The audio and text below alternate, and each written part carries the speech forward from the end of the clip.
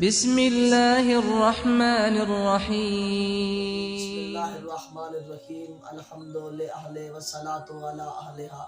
فضائل آیت الکرسی.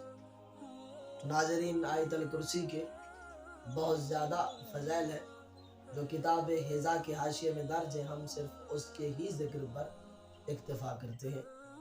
سب سے پہلے نمبر 1، ہر فرض نماز کے بعد آیت الکرسی کا پڑھنا رزق میں فراوانی کا باعث ہے.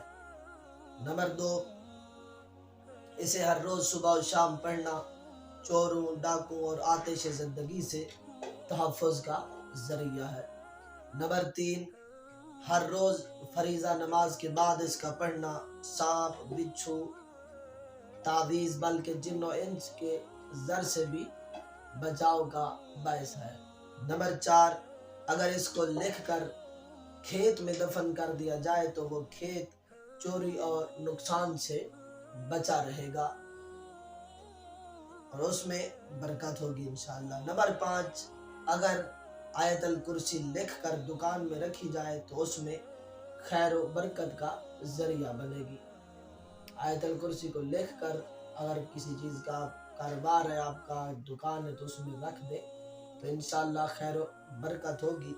نمبر 6، اس کا گھر میں لکھ کر رکھنا چوری سے بچاؤ کا موجب ہے اور اگر مرنے سے پہلے اس کو پڑھ لے تو بہشت میں اپنا مقام دیکھ لے گا اور بلند ترین بہشت میں اس کا مقام ہوگا. نمبر 7، ہر شب سوتے وقت سونے سے پہلے اس بلکہ آیت الکرسی کو پڑھ لے تو ہر بیماری سے محفوظ رہے گا.